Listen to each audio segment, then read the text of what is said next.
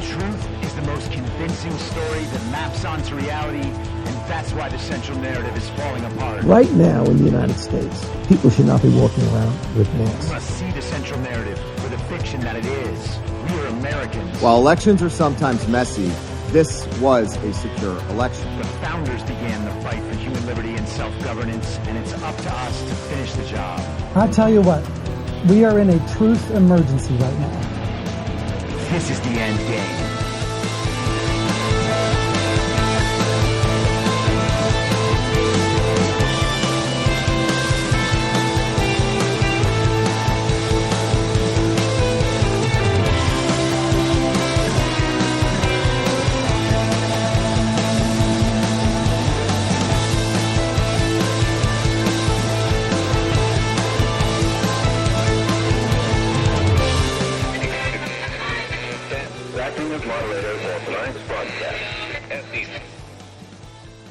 It's Friday, October 6th, 2023, the 989th day of dystopia.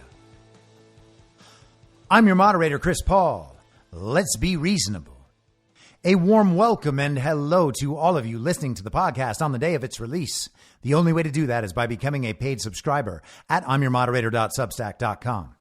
You can do so for as little as $50 a year or $5 a month. And in doing so, you will be supporting me, the work I do, and this show as it expands. And if you can't, or you simply don't want to, continue listening to the podcast for free on a wide variety of podcast platforms and, of course, Rumble. All I ask is that you share it with your friends. You can find the links to the podcast, the writing, the social media, and the merch site by visiting linktree.com/I'mYourModerator. So the last couple of days, we have talked about Matt Gaetz's motion to vacate and the now vacant role of Speaker of the House of Representatives for the United States of America. It is the primary leadership position of the Article 1 branch of our federal government. The House is supposed to be the most important body. Why? Because it most directly represents the American people. Each member of the House is supposed to represent the people in a certain part of the country, and they are supposed to bring the voice and the will of those people to the federal government in Washington, D.C., which is absolutely the opposite way of how it works now. The Speaker of the House, of course, is the leader of that body and third in line for the presidency. If the president were to be incapacitated or otherwise found to be illegitimate, and so was the vice president, then whoever is Speaker of the House at the time would become president. There's a lot of power vested in this position, and it is currently vacant. And Matt Gaetz was blamed by the entire conservative establishment. They said he worked with Democrats to remove Kevin McCarthy, one of the most conservative speakers in American history. What a successful conservative agenda. He got bills passed through the House that never became law.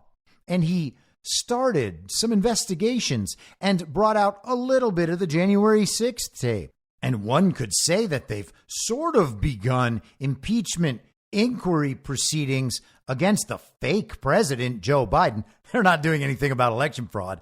Don't worry.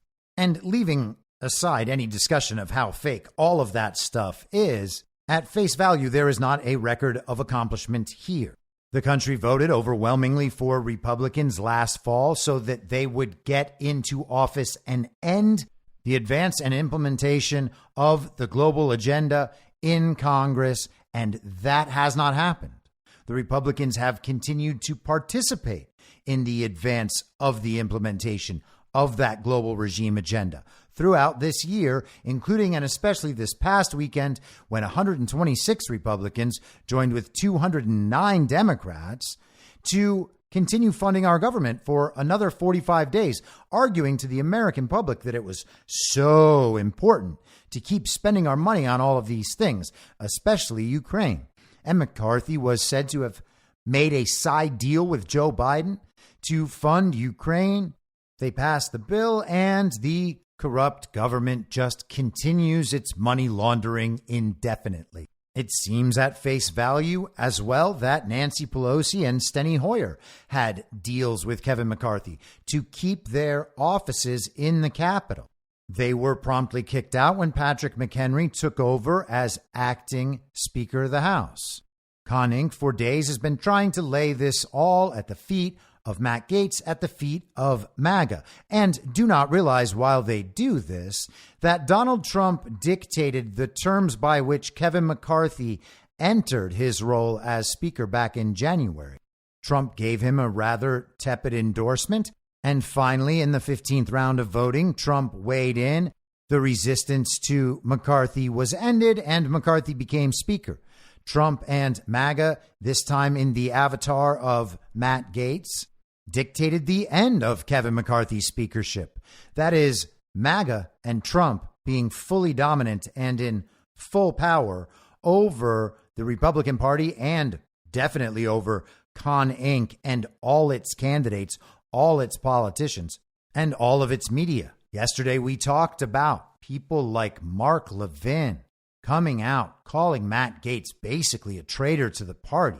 He went out there and recruited Democrats. And in fact, if the speaker ends up being more conservative, then the Democrats deserve credit, not Matt Gaetz.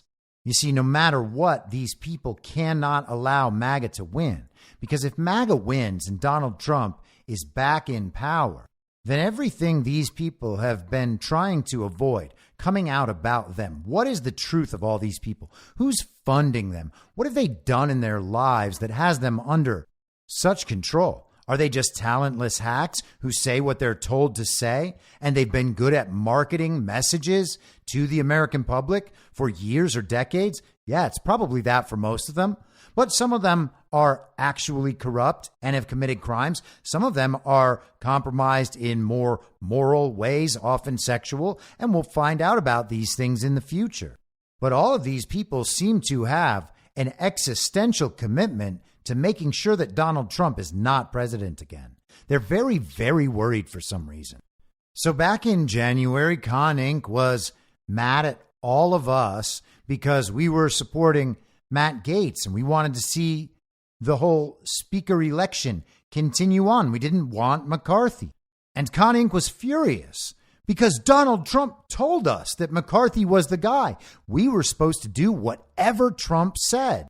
I mean, we're the cultists, right? We do whatever Trump tells us. I mean, it's Trump's vaccine too, right? And we were the least likely people to take it. But yeah, we're in a cult. I mean, everybody's just ignored that for 2 years. But yes, we're in a cult. We're totally in a cult. So Trump's guy, Kevin McCarthy, and Trump's guy, Matt Gaetz, are in some sort of opposition back in that original speaker election. And many of us sided with Matt Gaetz. A bunch of our friends sided with Kevin McCarthy, believing him to be Trump's guy, not really liking how Gaetz was approaching things, thought that maybe this situation was going to be embarrassing. I personally believe that those opinions, those thoughts are from a past paradigm, a now false paradigm, where our politics functions as normal as we were told, and that it could function that way, and that the Republican Congress members were going to come in and really do a bunch of America First things. I didn't believe it at the time. It's certainly not true now. The Congress is like 95% the result of illegitimate and unverifiable lawless elections. So the idea that people elected through those means are going to come into Congress and serve an America First agenda is absolutely crazy. So back in January, despite McCarthy being Trump's guy, MAGA didn't want McCarthy, and Con Inc. was furious at MAGA because Con Inc. wanted McCarthy. So their needs aligned with Donald Trump's endorsement. Therefore, Trump was good, they were good, McCarthy was good, but Matt Gaetz and MAGA were very bad. Very stupid, very dangerous. We were clueless to how things worked. We were holding up the Congress from getting to its very important business, which we can all see the results of now, 9 months later, can we not?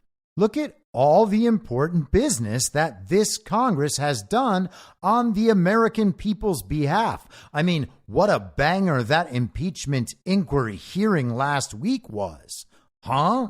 We were given all these reasons why we were stupid and bad and irresponsible and reckless. Oh, we're a threat to democracy once again. So Trump was good back then because McCarthy was the guy for Con Inc. That's the guy they wanted. Trump backed him. They said to MAGA, even your cult leader is telling you what to do. Why are you not obeying your cult leader? And I think they're about to do that again next week, which I'll get to in a second. And then during McCarthy's speakership, whenever he would do anything that MAGA didn't like, they would remind us McCarthy is Trump's guy. And that includes stuff like failing to produce more J6 footage for the American public. They would blame that on McCarthy and then on Trump, even though McCarthy was their guy. And even though it's MAGA that was pursued and targeted after J6.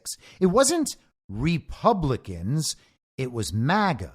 Same thing with the censorship and everything else, though those conservative incorporated Republicans want to self-victimize along with all that. They're like, oh, they were targeting Republicans. No, they were targeting MAGA. And now, of course, establishment Republicans side with Democrats to pin trillions more dollars on the backs of the American worker to spend on whatever they want. And upon doing that, the motion to vacate is MAGA's fault. Establishment Republicans were unwilling to make compromises, make any concessions to MAGA in order to get their votes for that continuing resolution. So they went and sided with Democrats. And then as soon as Gaetz brings up the motion to vacate, which is him exercising the leverage that they agreed to in January, suddenly Gaetz is doing the work of Democrats. And even if it turns out that a more conservative speaker ends up in that role, MAGA gets no credit for exercising that leverage and improving the position of conservative Republicans. Hakeem Jeffries gets credit for that. We discussed yesterday how they wanted to find a new speaker on a shortened timeline and how Mitch McConnell wants to make sure that the motion to vacate is gone. Now, I don't see any chance in that happening. And there is no way that any of those Republicans who voted for that first motion to vacate would vote yes to any speaker without that motion to vacate remaining attached. That motion to vacate is going to become a standard that is used throughout the future, probably for the rest of our lives. Normal Democrats, to the extent that either of these parties will exist into the future, but normal Democrats would probably want that standard applied at this point because normal Democrats are very upset. Now, I don't agree with anything that they want, but it's not like they're happy with the establishment of their party. They may well demand the same thing, but Mitch wants that gone because he says it makes the speaker's job impossible. Well, what does that mean? Why would the speaker's job become impossible with the motion to vacate remaining in place? Well, now we've seen that if the speaker and the party decide to compromise with the other half of the uniparty on something that none of the American people want, and Republican voters sent members of Congress to Washington, D.C. to stop, the entire work of the House can be shut down. So long as there is a faction big enough and courageous enough to stand up to the party elites and the party leadership. But that only explains why it makes the speaker's job difficult, not why it makes the speaker's job impossible, as Mitch McConnell says. Well, maybe we are misconstruing what the speaker's job is. And considering the rest of Mitch's comments were focused on appropriations, you've got to think that Mitch believes the speaker's job is to keep passing whatever necessary to continue, quote unquote, funding the government. And that means all of the global regime agenda items that they are implementing. That is what they want all that funding for. They need to be able to attach more debt to the backs of every American worker and their children and grandchildren ad infinitum whenever they need. The speaker's job, apparently, is to facilitate that. And if they can figure out ways to keep passing laws to expand the federal government and involve more people in this scheme, all the better. I made the argument yesterday that I think it would be best if we had no speaker. That is probably not in the storyline. We're going to have to see other examples of how the House should properly function before this is over. But the truth is, as I said before, these aren't legitimate members of Congress in the first place. They are not elected in legitimate, verifiable, lawful elections. None of these people are governing with the consent of the governed, and that has been proven again and again and again. So in my eyes, virtually none of these people have any constitutional justification to be legislating, quote unquote, on behalf of the American people whatsoever. I want no speaker at all. But that doesn't mean I don't want the process. I'm more than happy to engage in the process. In fact, I would like to see that process for speaker play out for the next 13 months. Nothing but that. The House of Representatives should do nothing but debate who the next speaker should be for the next 13 months. And I would love to just see that become an all-out Lord of the Flies battle royale. Let them fight, and I am more than happy to determine who won. Now, to be clear, I don't expect the majority of people to go along with my position, despite the fact that my position is obviously correct. Naturally, we have Con Inc. media out there and Con Inc. politicians, and all of them want a speaker as fast as possible. And way too many Americans continue to engage in the mainstream media, whether it be Fox News or the Daily Wire. Those outlets, again, on an important issue, are embracing the exact same positions, and they are leading standard issue uniparty right villagers to the same conclusion. Oh, it's so dangerous if we don't have a Speaker of the House. And they're saying that the week after they told everybody it was so dangerous if we shut down the government. It's so dangerous if we can't fund Ukraine. It's so dangerous if we don't elect Speaker McCarthy right away. We're going to delay the House's important business in terms of impeaching Joe Biden and investigating this and that and getting the J6 footage out to the American people. Oh, it was so dangerous not to speed that process along, that process that they immediately put the brakes on. Why does anyone believe these people about anything?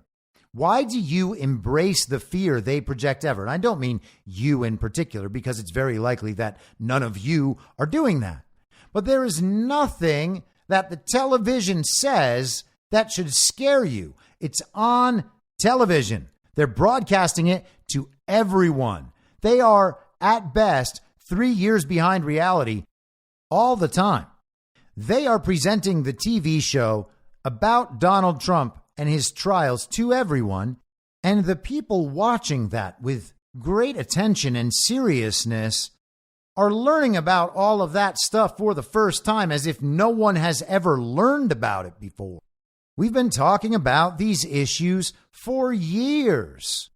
Once again, for the millionth time, we have a case of the people who pay the absolute most attention to this stuff and approach it in the most open-minded ways possible, not being scared, and the people who don't pay attention to politics at all, except when they're in their car or like eating a meal with Fox News on, become horrified that we might not be able to fund Ukraine for a few weeks, or we might have a government shutdown and not be able to pay park rangers for a few weeks.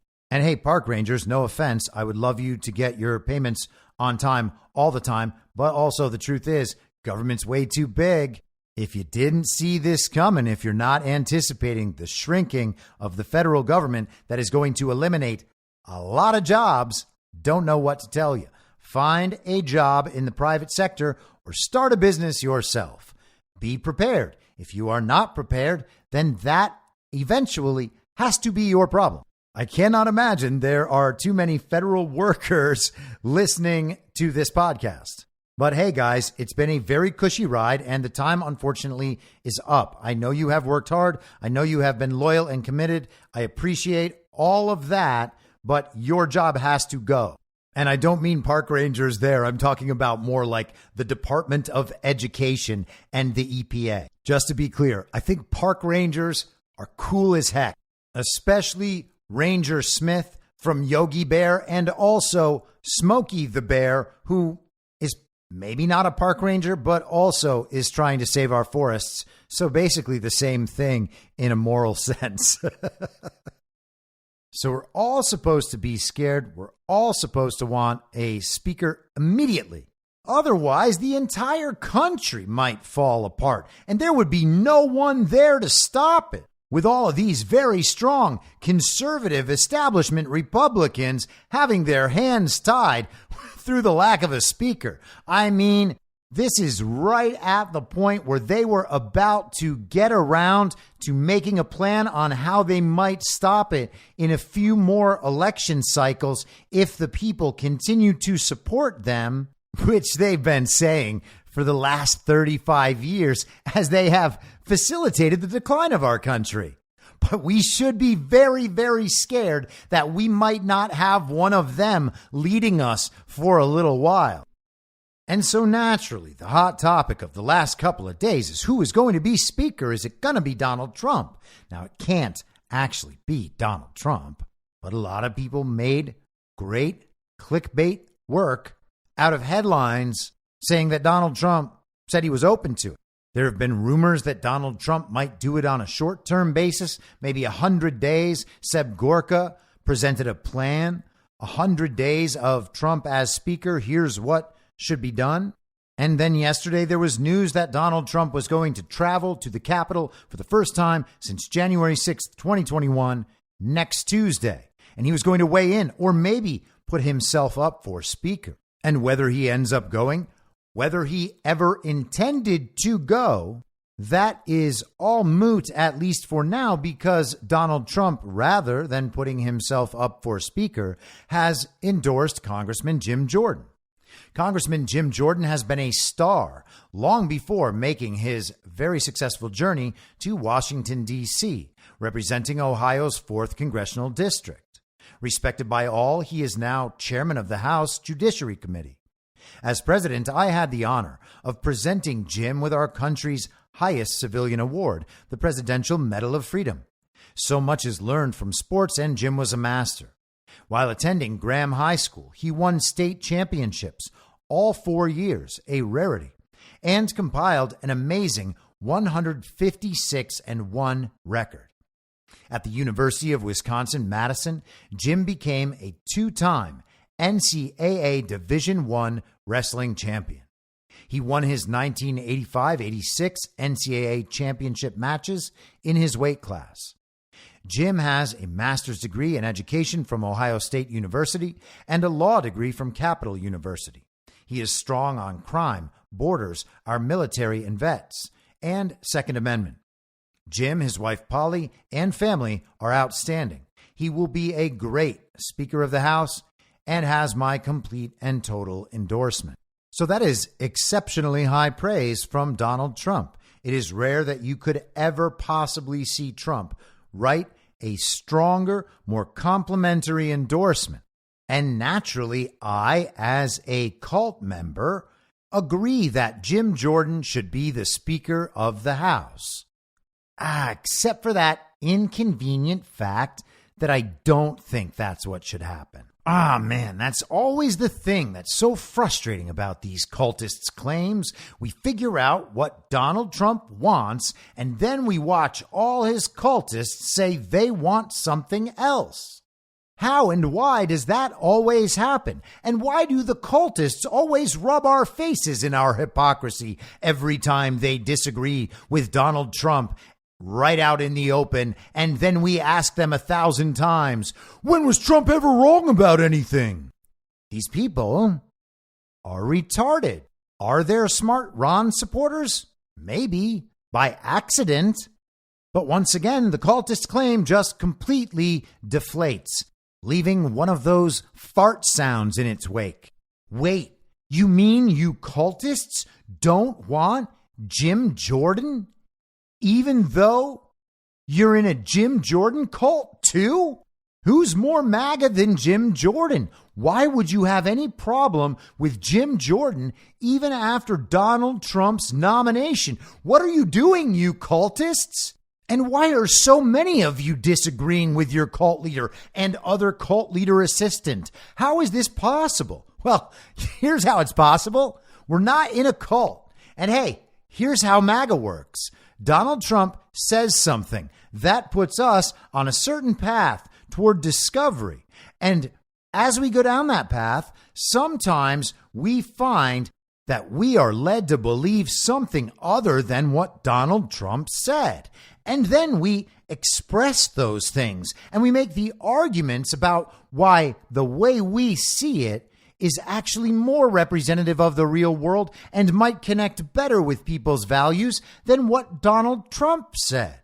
And as we do that, and as that position grows and swells and becomes adopted and accepted, Donald Trump listens and he responds, and then his position adjusts. And then he leads us down new paths, and the same process repeats over and over and over and over and over again. Donald Trump will A/B test narratives and ideas. He will put an idea out, see how people respond. Then he will put out an idea that expresses the opposite value and see how people respond. And he'll just keep doing that until he knows what the people actually believe, and then he will steer down a new course, and the process will repeat itself again.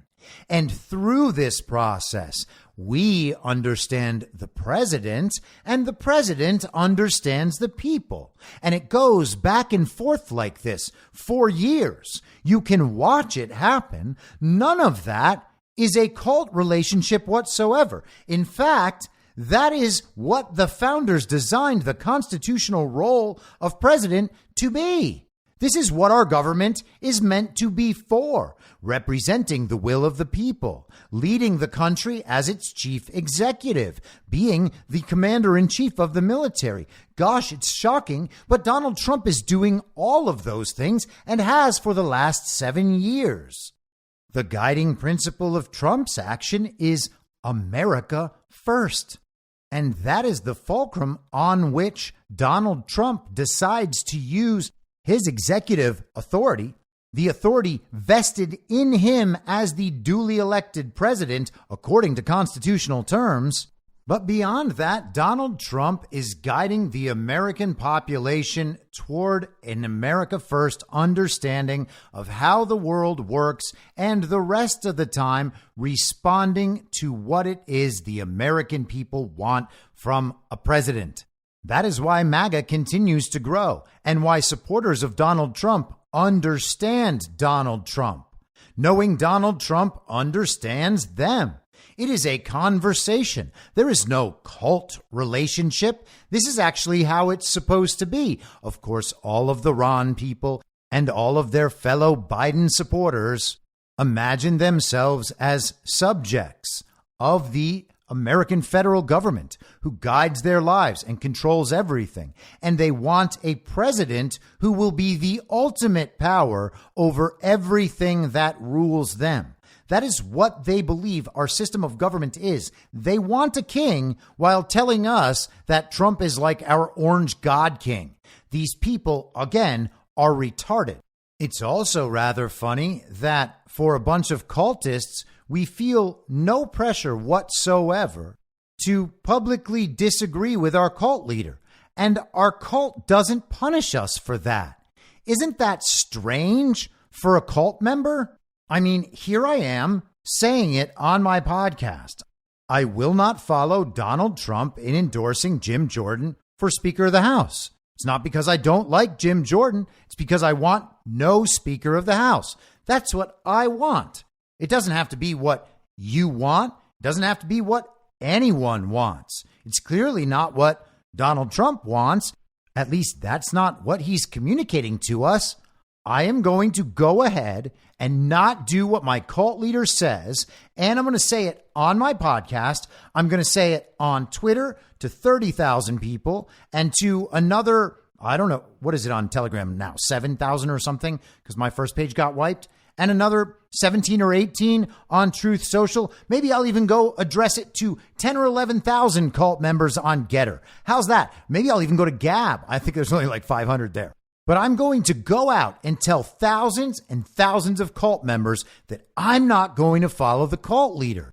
And my fear of reprisal is zero.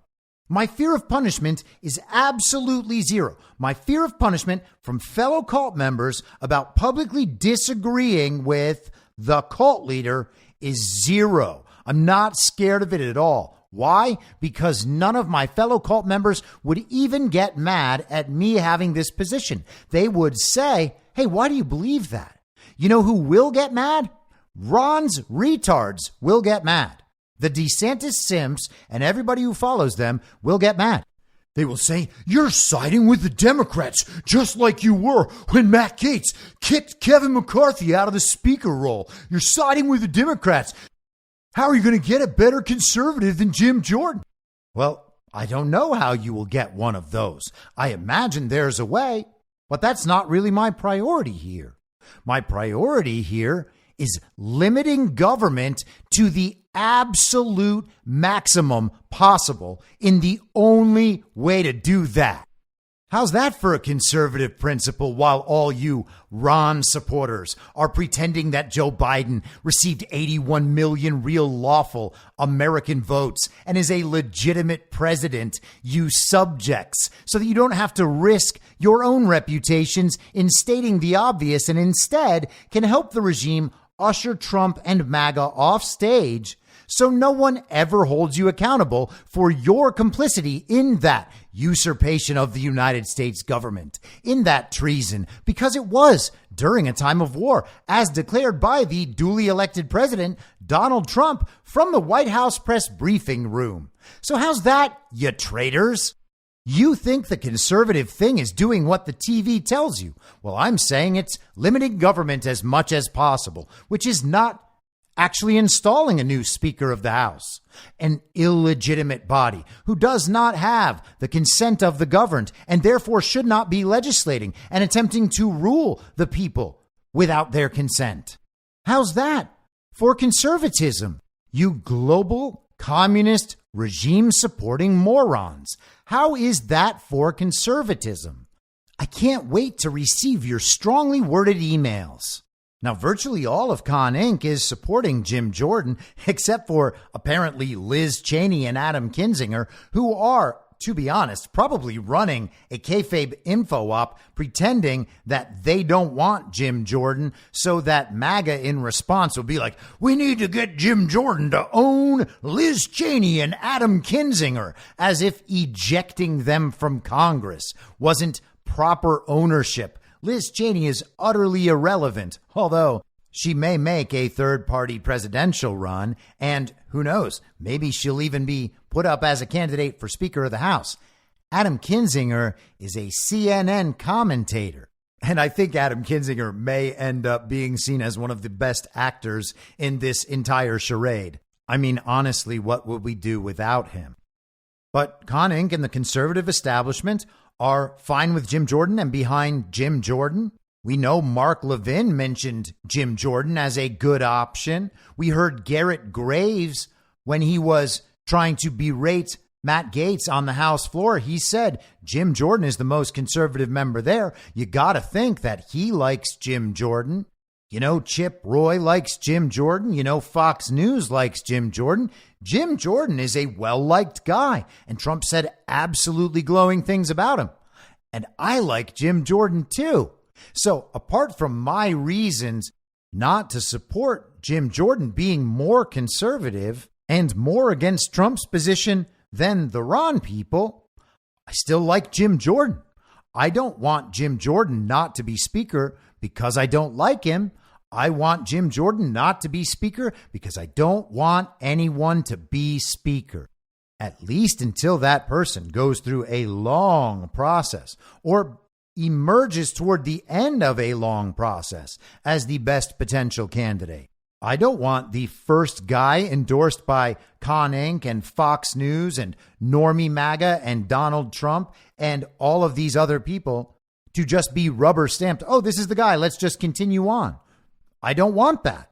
You don't have to agree with me about that. You can insult me in any way you want because that's my position.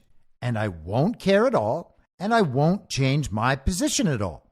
If Jim Jordan becomes the speaker, then I will hope Jim Jordan does an excellent job as speaker, and I will look to support him when my principles agree with Jim Jordan's principles. If he gets in there and does the same things that Kevin McCarthy did, I will immediately encourage Matt Gaetz to bring a motion to vacate. This is not complicated stuff. It has nothing to do with who's more conservative. It has nothing to do with Jim Jordan as a person. I think we have a rare opportunity to teach the country something about what the Congress actually does. I think we have a rare opportunity to teach the American people about who the members of that Congress actually are. And I would like to seize that opportunity rather than rubber stamp some new guy into that position and watch things continue forward. I also think, by the way, that this will not be the best thing for Jim Jordan.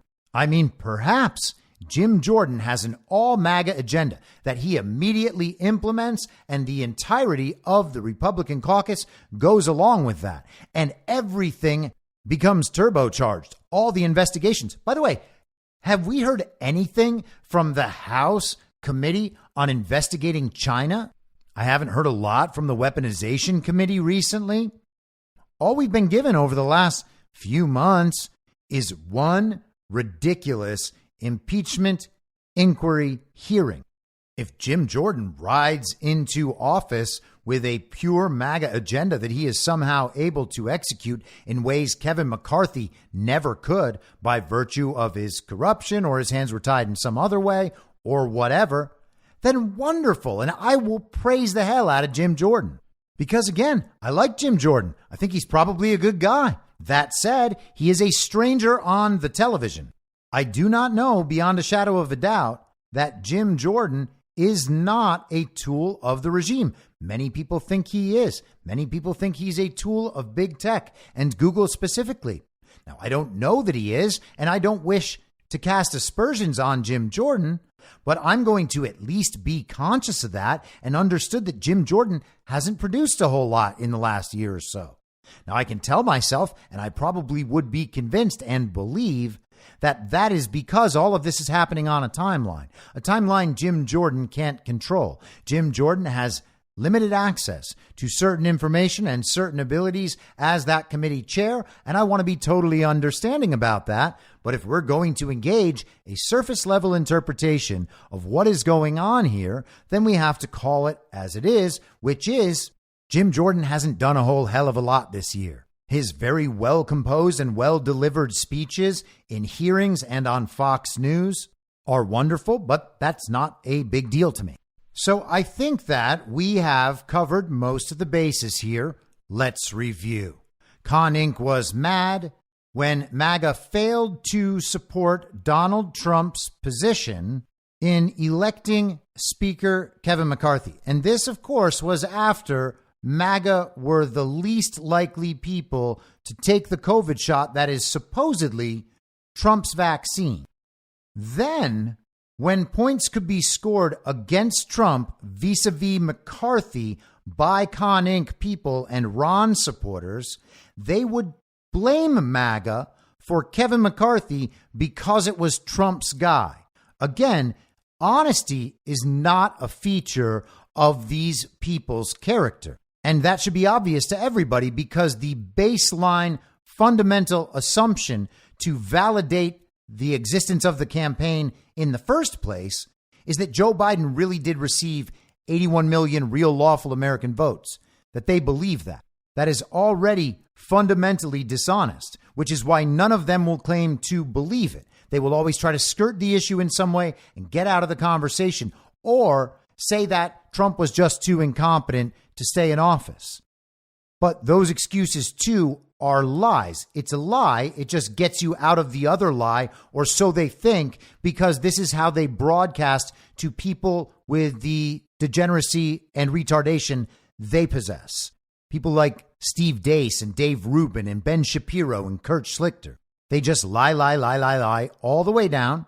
They think people will eventually stop asking about election fraud because they've stopped talking about it. They have given excuses to their audience. Their audience accepts all those excuses. They accept the usurpation of the United States of America, and they are pretending that supporting someone other than the duly elected president is somehow a marker of seriousness and responsibility and intelligence and moral character. And again, that's because they exist inside this central narrative bubble. They are in the uniparty left, uniparty right paradigm. This is how they understand the world. They think that the information outside of that central narrative bubble doesn't matter because the people outside that bubble don't have the power to do anything about what they think or what they know. This is not an exaggeration. This is what those people believe. All the people with power accept that Donald Trump didn't win, in quotes, however they want to describe that, the 2020 election, and that nothing is going to be done about it. And since they've all taken that position, despite Donald Trump's power and popularity, and despite the fact that Trump says he has all the evidence on election fraud and will deliver it at a time of his choosing, which he has shown everybody to be true through that Fani Willis process a couple months back. Despite all that, they hold on to their position, knowing that they must be as anti-Trump as possible or be exposed as people who helped to cover up the fact that the presidency of the United States of America was usurped on their watch with their approval. And the people they've supported throughout their lives are the people who have assisted in the implementation of the agenda that has destroyed this country. Those people tried to blame MAGA on the instances when Kevin McCarthy would do something that they could use against Trump. They are not honest, but they are consistent. What they are consistent in is that everything is always the fault of Trump and his supporters. They must be destroyed at all costs, because if they're not, then they will destroy us. They all understand that. They all understand that it's happening. That's why they're all losing their minds. But MAGA was the problem for delaying Kevin McCarthy's election as Speaker because Trump said McCarthy. MAGA went against him. We're still in a cult. Over the summer, we're in a cult. Kevin McCarthy does something that can be used against Trump.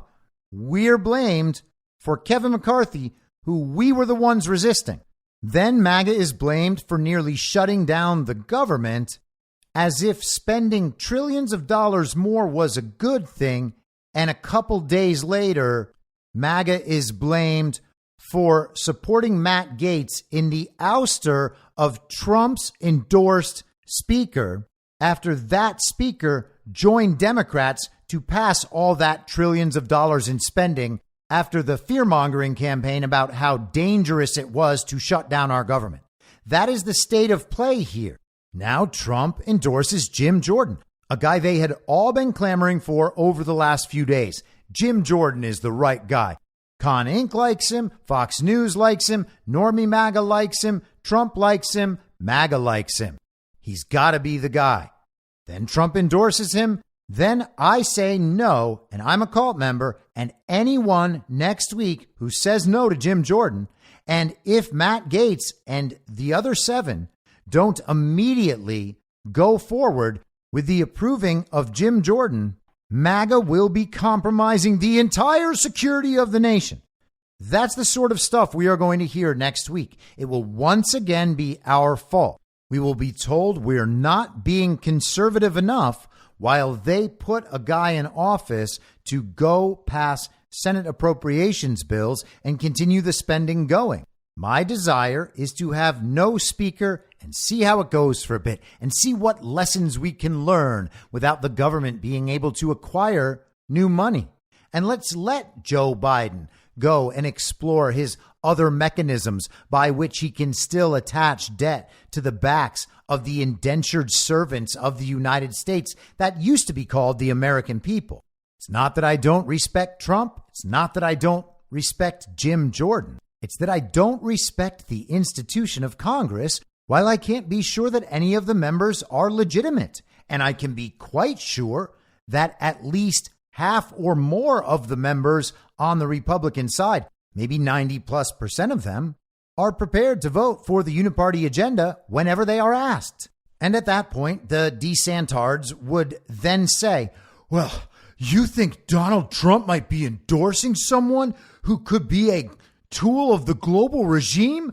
Doesn't that mean you should reject everything Donald Trump has ever done? Ha ha, we finally got you. Donald Trump is doing something in opposition to your most important priority. Now you have to give up on Donald Trump and support Ron. These people really are that stupid. They pretend that we never disagree with Donald Trump. We are cult members. He is a cult leader. We're not allowed to disagree with him, or else we will get punished. And we show them examples of how that situation that they describe happens all the time, and there's never any punishment, and we don't actually obey the cult leader because he's not a cult leader. He is just a tribune of the people serving as the chief executive and commander-in-chief of the country. That is it. When he does something I don't think is the right thing, I say it. I make an argument for it so that at least people can think about this counterpoint. This is not something that ever happens in cults, as far as I know. I don't expect that everything I come up with is going to be implemented 2 weeks later. I also don't pretend that from watching CNN and Fox News and following the Daily Wire guys on Twitter and Christopher Rufo, who, by the way, is out there retweeting anti-Trump and Coulter tweets. Rufo is part of the DeSantis op. Everyone should understand that. But I don't pretend that after consuming all those information sources, I know more than the guy who, at least, was President of the United States of America. These people actually believe that they are smarter and more knowledgeable and of better character than Donald Trump, which is the root of absolutely all of this. These people are utterly delusional. So when I disagree with Trump, I express it. And maybe Trump will end up at the position I support at some point after a currently unknown part of the process that Trump is anticipating and planning occurs. Maybe Jim Jordan will be rubber stamped and things will continue to go badly. This isn't some surefire win for Jim Jordan where he is anointed as the new guy. If the spending continues, Jim Jordan's reputation as a staunch conservative is going to evaporate. People's eyes are going to be on Jim Jordan. Now, again, I hope that if he becomes speaker, he does the best possible job and shows himself to be the best man in America. And maybe someday we can even vote for him for higher roles. Maybe he goes back as governor of Ohio. Or maybe he has his own presidential run someday. I'm open to all of that because I respect Jim Jordan. And I want to be optimistic about who Jim Jordan actually is, understanding that I don't know. But it's possible that the economic collapse will continue and that some of that is going to end up in Jim Jordan's lap if Jim Jordan continues supporting House spending bills that keep the government open because otherwise it would be so scary. If Jim Jordan does that, he's going to own the economic fallout that virtually everyone paying attention already knows is coming. So when Trump endorses him into that position, if Jim Jordan is not the guy we believe him to be, there's a very strong likelihood that some pretty bad things are going to fall in Jim Jordan's lap, and his reputation might not be what it is right now. We've already seen Donald Trump endorse a guy like that. And even if that is not the reality of who Kevin McCarthy is, and Kevin McCarthy just played a role and did the things he was meant to do, His reputation is now kind of in tatters. He was a Speaker of the House who was removed by his own party. Maybe there's a future for him, but otherwise, his short term as Speaker is an abject failure. And granting him the same kayfabe possibility as Ron DeSantis, like maybe this is just an exposure op for the Uniparty. And in that case, he'd be a hero. But if Kevin McCarthy is a representative of all of the people and all of the ideas that supported him this week, then Kevin McCarthy is exactly the sort of person that must be removed from leadership in America. That means that he really legitimately is pushing that global regime agenda forward, as he seems to have done throughout his career, and understanding that Trump endorsed him and pushed him into the spotlight, there's no reason to believe, or at least be certain, that this isn't the same thing. It could be the same thing if that's who Jim Jordan is. If Jim Jordan is pushed into the spotlight and all of these bad things happen on his watch and people begin vetting Jim Jordan, and it turns out that Jim Jordan is actually tied up with a bunch of bad people in the global regime and is still serving them, then it is eminently worth it for Trump to have done this. So we can support that even while not wanting a Speaker of the House. Isn't that amazing that you can just have multiple beliefs about certain things based on variables about which you admit you don't know the full truth of? Hey, if it's this one way, then I think I'd probably think that. If it's this other way, I guess I might think the other thing. What is this? Thinking? What is this thinking? Oh, my brain, it's on. I can feel myself processing thoughts. I don't think that Ron DeSantis supporters have this issue. Why? Because they talk to child-brained liberals every day. They spend all their time and discussion energy with standard issue villagers, even if they themselves are subject matter experts and talk to other ones. When it comes to this subject, they aren't. And they just believe everything they've heard on TV. And they discuss things within those parameters. It's absolutely insane. It is unimaginable how many times they go through the cult thing, begging you to disagree with Trump and then dismiss it every time you disagree with him. It is mind-boggling that they think the highest form of everything is finding an instance where someone said something different than what they say now.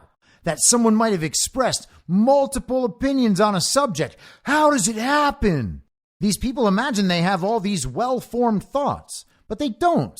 Their argument consists of a list of links and a list of sources that they believe are proof that they are right about a matter of opinion that they can't support. So what will come of Jim Jordan and this process? I guess the answer is I don't know. I imagine that we might see a major push to have Jim Jordan rubber stamped as fast as possible, and that some combination of people who voted for the motion to vacate and some Democrats perhaps might prevent Jim Jordan from becoming the Speaker. And that will cause another absolute meltdown on the part of Con Inc. and all the media cretins, and I will love to watch it. I will bask in its glory. I will laugh and laugh and laugh as they tell us that we are cult members and with the Democrats and not conservative enough, while we just simply refuse to have a speaker. It will make quite clear that we, or at least I, don't side with Donald Trump all the time. I think we might see another round by round speaker election. And I think maybe at some point, Trump will call in to end that as he did last time. Again, Trump must be really weak and unpopular, as you say, in order to be able to completely control the election of a Speaker of the House and the removal of a Speaker of the House. Real weak, real unpopular.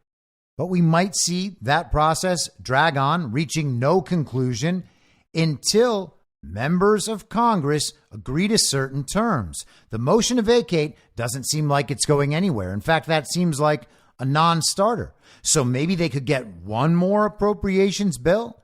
Maybe they'll just keep thinking that they can get new speakers of the House in just to pass that one spending bill each time before the motion to vacate comes and that person is removed. This process has already started. I don't think it's going to end in the first round on Tuesday. I really don't. I obviously could be totally wrong about that. But there are other negotiations going on. And it seems like Matt Gaetz is negotiating not on behalf of the quote unquote Republican Party filled with uniparty right con men as it is. He's negotiating with whoever wants to negotiate. And it seems like his priority is making the Congress a much better place. An interesting Twitter thread has developed over the last 24 hours, yesterday and today. An account called Quiver Quant tweeted a video of Congressman from California, Ro Khanna, saying, last month, Ro Khanna announced an anti-corruption plan that includes a ban on congressional stock trading, 12-year limit for Congress, a ban on political donations from lobbyists or political action committees. He mentioned Quiver Quantitative's work in his speech on the House floor. So this is at Quiver Quant on X, formerly Twitter. Matt Gaetz quote tweeted and said, okay, let's negotiate. My GOP colleagues want to raise the threshold on the motion to vacate. This is a question for all of them. If we enact the reforms Ro Khanna lays out here, how high would you like the motion to vacate threshold to be? Because I'll basically give you whatever you want on the motion to vacate for this stuff. He's saying that from a position of leverage, knowing that House Republicans will not give up any of that stuff. Do the American people want Congress to give up that stuff? They sure do. Intercept reporter Ryan Grimm, and again, The Intercept is a fully owned communist propaganda rag. It's Pierre Omidyar's news site. He says, hard to say this is all about ego if Gaetz is willing to concede on the motion to vacate for these policy ideas suggested by Ro Khanna. And that is a very good point. Matt Gaetz is clearly not doing it for his ego if he is willing to go do this. MSNBC's own Chris Hayes, so basically Rachel Maddow not pretending to be a woman. He says, I mean, you can't do a term limit without a constitutional amendment, so it's a non-starter. Isn't it amazing that Matt Gaetz is potentially going to find some negotiated compromise with a Democrat in order to make Congress better and less corrupt, and Chris Hayes immediately jumps in to someone else's post to let everybody know that thing, it just can't happen. It can't happen. Sorry, guys, it's a great idea you have there, but it can't happen. Chris Hayes, clearly a tool of the uniparty left, doing the work of the uniparty left. Matt Gaetz responds to Chris Hayes and says, things in Khanna Gaetz that can happen merely by changing House rules. 1, ban lobbyists and PAC donations to members. That's Political Action Committee. Lobbyist and foreign agent registration ban for former members, which means you can't go from Congress into lobbying Congress and getting paid tons of money to lobby Congress and exploit all the relationships you made while you were in Congress. Ban congressional stock trading, so Nancy Pelosi cannot become the best stock trader in the world. Increase the motion to vacate threshold. That's something that they can do. Now, we don't want it increased. That single member motion to vacate was real good. And Gaetz got some help from Republicans in Congress. Democrats can't break off and support McCarthy. Otherwise, the progressive base destroys them. But the Republican establishment wants the motion to vacate raised. They know they can't get rid of it. They're going to raise it. They're going to say, so that this sort of thing doesn't become the standard and that Congress isn't just shut down whenever one member gets upset about the negotiations. They're going to try to sell it to the American people as practical and sensible and necessary. And they're going to tell you that you should be afraid if it doesn't happen because it's necessary. But it's not necessary, and their position is totally unprincipled. They are trying to make a pragmatic argument on why it just simply needs to happen. Yeah, I know it's not really backed by any principle, and I know this is in direct violation of the principles you've just expressed, but the thing is, it needs to happen. This is what we need to move forward. You got to be responsible on this. We need the adults in the room right now. So support us. We're telling you what the adult decision is. My little child who doesn't know how to figure things out on his or her own. They want the limit raised. It is very important to them. Mitch McConnell wants it gone. That's not going to happen. So they at least want it raised. That is one of their top priorities. Isn't it amazing that they have any priorities at all other than supporting Jim Jordan? They're making other demands besides Jim Jordan's support? That is pretty ballsy for people who just got their asses handed to them. But they're asking for it. The last item on Gates's list is single subject spending bills requirement. Now, all of these things would win wide approval among the American people. Well, except maybe the increase of the motion to vacate number. I doubt the people would back that, but they could probably be convinced right now. Anyway, that's a negotiation from the other side. All of the asks on this list from the Gates-Kana side are things that would win wide support among the American people and are also supportable completely through principle alone. That is exactly where we should want to be for anything America First. Is it supported by the American people? And is it supportable on principle alone? All of that makes it much more difficult for members of Congress to get rich from being so-called public servants. Most of the people in office right now wouldn't even bother trying to stay if they couldn't get rich under those terms.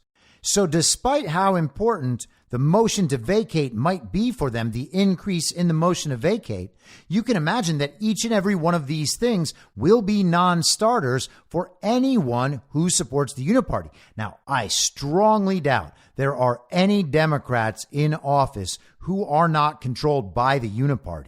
And this is Gates out there taunting people. This isn't Gates negotiating with Ro Khanna. Ro Khanna can talk about these things all day and night. We'll see if they'll actually get behind any of them. It would be real interesting to see how Democrat voters might react to a House rules change like that. And then what happens if their members go along with a plan that doesn't include those things? They would ask, hey, why aren't those things included? Because they want them too, despite not being America First and not being MAGA and not understanding what's going on. The decent ones among them, if there are any left, will understand that those are good things and then understand the corruption of their representatives when their representatives try to convince them those things just can't be done. And let's observe the phenomenon here. Gates is posting this on X, formerly Twitter, out to everybody. Republicans will read this. Democrats will read this and have read this. And major Democrat media figures are interacting with it. So this will get out there. These ideas will go out there. The Uniparty right is trying to increase the standard for motion to vacate. That's total and complete corruption on display. They don't care about how the body functions. They don't care about what the American people want. Let's stop pretending. That is corruption on display. That is what they want. And so Matt Gaetz takes this and throws it right in their face in public. He says, oh yeah, you want that thing? How about consider some of these things? Let's change these House rules and I will gladly give up my standard on motion to vacate. So you said what you wanted. I will accept this in exchange. Do we have a deal? And the answer will be no. And what do we learn from that? We learn once again that the conservative establishment is not our friend, and we can watch how people talk about this and how they attempt to explain it away to us. All of the pathetic excuses that they come up with.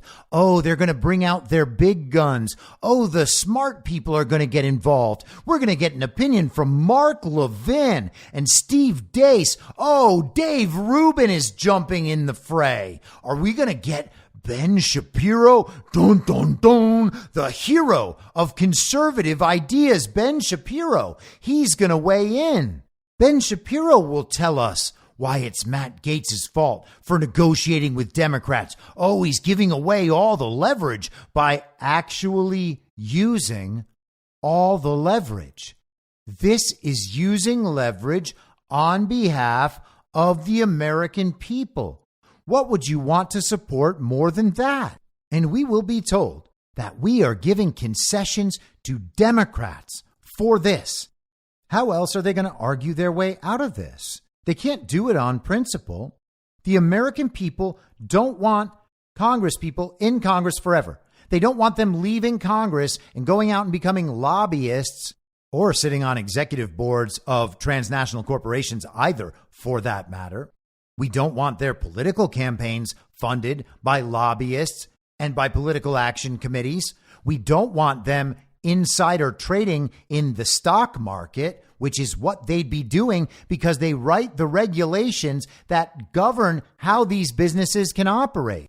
And we do want single subject spending bills, something that was already supposedly agreed to and wasn't followed through on. And the Uniparty will say no because the Uniparty says no, because it's the Uniparty. They don't want what the American people want. They don't want an America First agenda. They don't want a MAGA agenda. They don't want to make America great. They don't want any of those things. They want America to be subsumed into the one world global order. And they talk about it all the time. They have global governing organizations that they continue to empower every single year through the use of treaties and various legislation in countries around the world so that they can take over these countries and enter them into that one world global order. And that is what must be resisted. There is no way for them to argue on behalf of any of this, so they will instead create fear and tell you that you are putting the entire nation at risk if you don't obey them right now when it really matters. And hey, if you do obey them, they're going to give you something in exchange, but they don't have anything of value to exchange anymore. So it's really just going to be the fear and the threats and a matter of whether or not they can execute on any of those threats. And anyone who's awake can see that. They can stare that regime and all its various elements right in the face and know it is them against us. We didn't ask for that. That is their ideology. It is them against us. That's why they argue for depopulation. If you haven't figured it out, you're not part of the club. It's them against us. When we all unite together and figure out who is going to be the leader of the us, and you tell us he's the real bad guy on behalf of them, everyone's going to reject you. It's the dumbest idea imaginable. Like, oh, yeah, you're right. You guys really were looking out for us the whole time. You're probably just doing that again. They think that we are stupid, but they are stupid. They are provably stupid to think that any of what they believe is actually true. It's mindless nonsense. It's the regurgitation of garbage that spills out of their television screens and off their phones. You don't have to have deep knowledge on all of this subject matter. You simply have to know that every bit of it is illogical, which is why I spend so much of my time pointing that out rather than having all of these arguments about the details of things that are purely fictional. When we combine on all of this and understand that we have a path forward if we all walk it together, that is not being part of a cult. That is actually rejecting the cult. And that cult on the other side, The only way they know they're right about anything is because it's the thing we don't believe. We are always, always wrong unless we agree with them. Because even we get it right sometimes. Even being so dumb, sometimes we end up agreeing with them. But only about the really, really obvious stuff. I mean, we're not even smart enough to figure out that these guys are all so much smarter than Donald Trump. We're not smart enough to figure that out. Everything is justified on us being dumb, us being bad, us being immoral. So what kind of cult is that? Well, that is a hate movement. And once again, I genuinely think it's time for people to understand this. These people call us cultists and idolaters for doing what we say we're going to do and explain why we're doing it and asking other people if they will simply and peacefully join us in that project because we believe these ideas actually increase human freedom and provide for the possibility of a strong, stable society that preserves property and liberty and sovereignty. It's very, very cult-like. So I don't know what will happen to Jim Jordan. It seems like there is something else going on in the process. And if what Matt Gaetz is doing right now actually catches some sort of momentum over the weekend, then we could see a very drawn-out process that will be blamed on us no matter what the end results are that end up achieved for the American people. Will we see the people select Matt Gaetz as the next speaker, maybe with some Democrats declaring their separation from the Uniparty and instead joining with Matt Gaetz, believing that what he intends to do is pursue processes and policies that affect the lives of the American people in positive ways, that he works toward an America First agenda, understanding that we will disagree about things and we will try to convince those people to join our position as they try to convince us of theirs? Will we do that without the need for parties? I guess it's possible. It's worth considering. Maybe that is better than what we have, this totally falsified, controlled opposition dynamic within the Uniparty. Who does that serve? Do you enjoy it? Does it make you feel good as an American citizen? Does it increase your faith in your government or your system of government? I would suggest we all know the answers to all of those questions.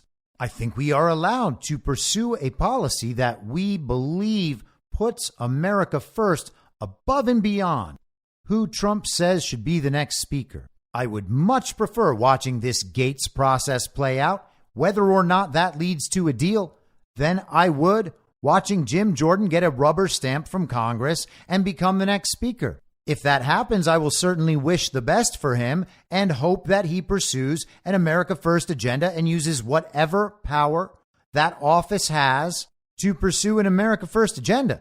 And if he doesn't do that, I will absolutely participate in exposing Jim Jordan because I don't know him. I hope he's a wonderful man. I think he probably is. But if he's not, then he's like everybody else. And we can't pretend to be friends with strangers on the television. We are rhino tracking. And if Jim Jordan turns out to be that, we can't lie about it because rhinos are very, very dangerous. They make it impossible for us to ever actually achieve our goals. And that doesn't change based on our feeling that we had somehow become kind of friends with one of those rhinos. And let me give you an example from the people who call us cultists all the time. In fact, let me give you an example of their leader who they say is going to win no matter what. And they've been saying that for 11 months. So either they know the game is rigged in their favor or they're cult members, because Ron DeSantis' support has dropped by well over a third. He is now in national polls in single digits. He is third, fourth, and fifth place in some state polls. But his supporters have also lost every single argument. And I'm not saying that they lose every individual argument. I'm saying that all of the arguments for Ron's candidacy have already been lost by his strongest supporters and by him to MAGA in every single occasion, which is why his support continues to drop and his Twitter followers are all embarrassing him. It is the worst campaign in the history of American politics. No one has destroyed their career by running more than Ron DeSantis. But let's hear what this retarded little meatball has to say. A voter that goes to 10 rallies, their vote counts the same as somebody that's unenthusiastic and then goes and votes. And we just have to understand that. And people will act like 2020, they're like, Biden was such a disaster. But here's the thing. I don't think anybody voted for Biden, okay? They were voting against Trump. That was why they did it. I mean, let's just be honest. He energized Democrats. You could have John Kennedy walk through the door right now, and he wouldn't energize Democrats as much as Donald Trump does. That's just the reality.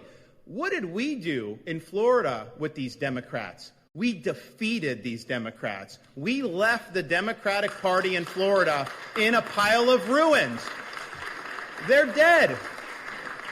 In fact, if you go back 2019, 2018, or 2019, 2020, the Democrats had like 300,000 more registrations than we did as Republicans. And partially because of our leadership during COVID, that really started to change. So by the time I got reelected in November, we had 300,000 more Republicans than Democrats. And we never had more R's than D's in Florida history. We did that with me being governor. But here's the best part. 300,000 advantage. Today, that advantage is 600,000. We've added another 300,000 advantage in 1 year. I mean, are you kidding me? Yes, ma'am. Now, absolutely all of that is a standard pro-Ron argument, and this is Ron once again explicitly saying that Joe Biden actually did receive 81 million real lawful American votes. Ron apparently is now proud of stating his belief that Joe Biden received 81 million real lawful American votes. But here's the thing. He didn't, and there's no proof anywhere that he did, and that's why they don't let us check. That whole lie is going to burn in flames. And for 2/3 of the country, it already has. He is speaking to 1/3 of the country, maybe the dumbest people who have existed in the history of humanity, who still believe that Joe Biden received 81 million real lawful American votes. He is saying they all voted for Trump because why? They hate Trump. That's right. They hate Trump and they hate his supporters. Ron DeSantis wants to ride into the White House on a wave and a justification of hate for Donald Trump and his supporters. That's a hate movement, my friends, that Ron DeSantis is vocally leading. Donald Trump lost, knowing the election was rigged. Everybody knows the elections are rigged.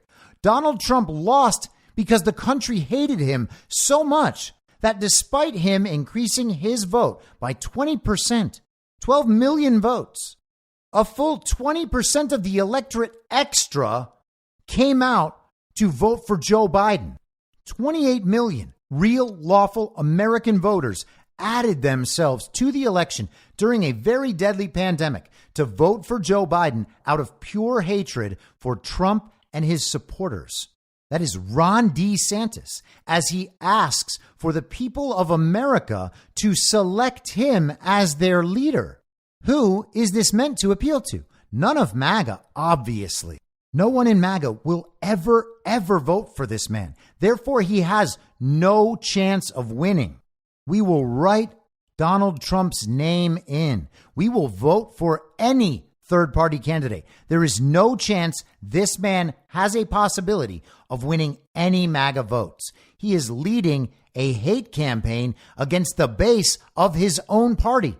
Why would he be doing that? For whose benefit is Ron doing that? It's not for the benefit of the Republican Party. It can't be.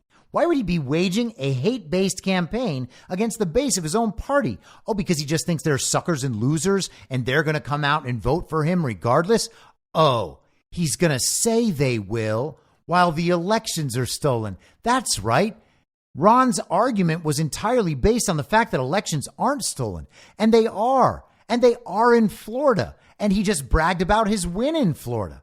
And part of the election fraud system is the registration system. And he just justified his own popularity based on the increase in voter registrations in Florida by Republicans. But Jacksonville just had their Republican mayor lose to a Democrat during the days of Ron with all the new registrations. How's it possible? Well, it's not possible. Ron's just lying. And he's using that lie to support the notion that the country hates Donald Trump and his supporters. It's like he's trying to lead a hate movement. And strangely enough, not that long ago, he was supporting Ukraine on behalf of other people who support Ukraine. And Ukraine has Nazis. Aren't they part of a hate movement? And Ron is leading a hate movement. And Ron wants to lead the country on the basis of that hate movement in league with the global regime who he clearly serves at this point, and in league with those Ukrainian Nazis. Isn't that incredible? Yeah, I guess we're in a cult. We are in a cult. That's crazy. Hey, here's one more clip from Ron DeSantis. Very strong partisans in both parties in the past. And we had very bitter battles over all kinds of things, gun control and climate change and the economy and taxes. But there wasn't this little tail of extremism wagging the dog of the Republican Party as it is today. Mm-hmm. And sadly, so many of those extremists, those MAGA extremists, take their marching orders from Donald Trump, who has no credibility left by any measure.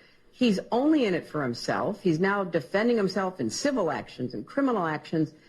And when do they break with him?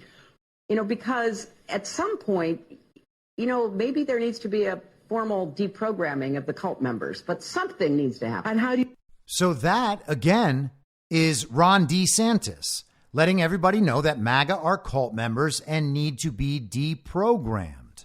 Oh, wait, sorry, that's not Ron DeSantis. That's Hillary Clinton. I can barely tell the difference anymore. They support the same exact regime, and they are both using hatred against normal Americans, the number of whom grows by the day and becomes more racially diverse.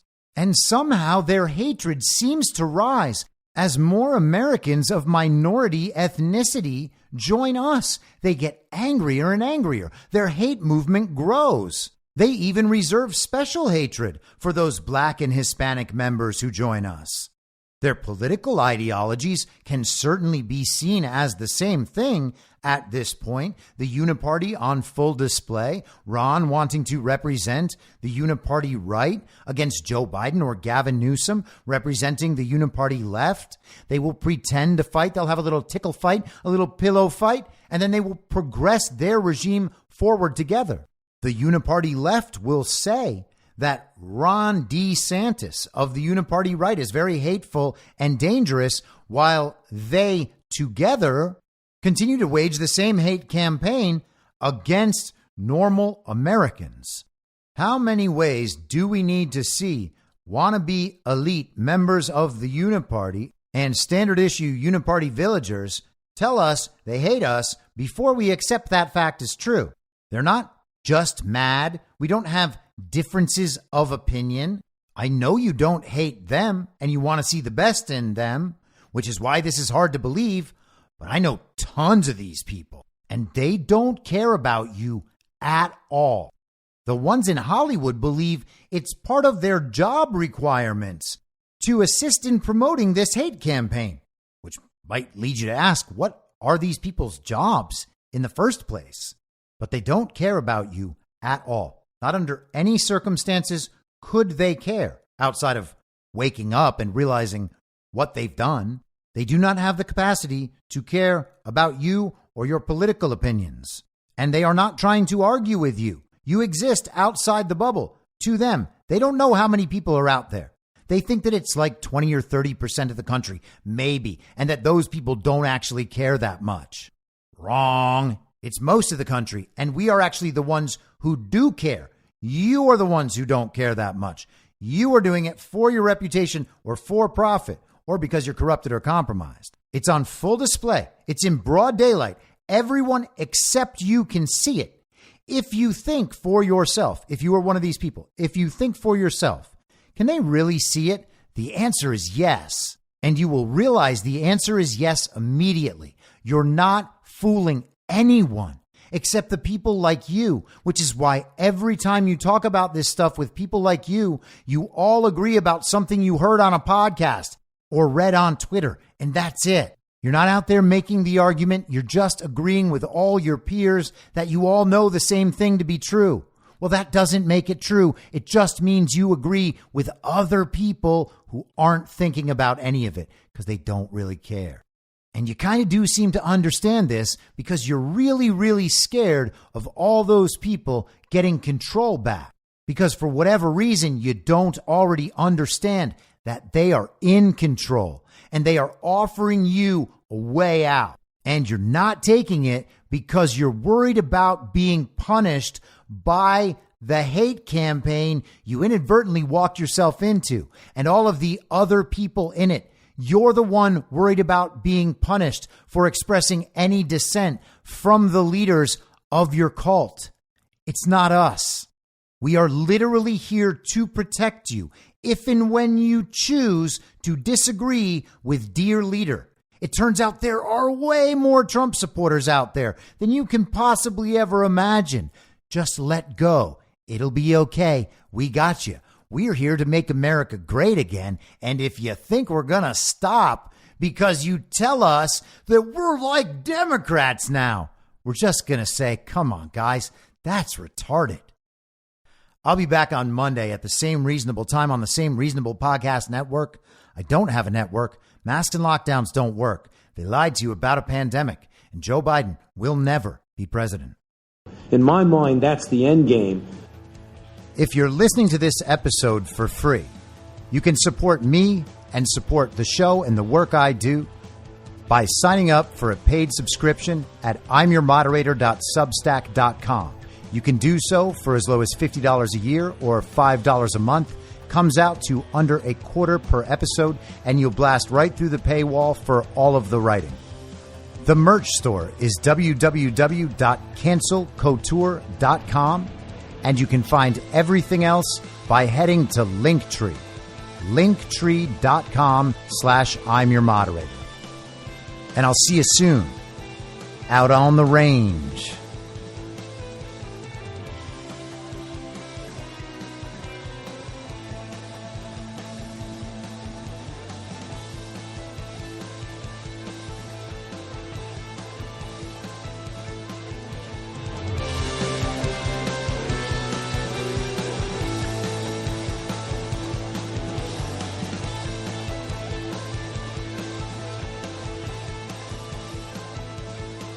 It's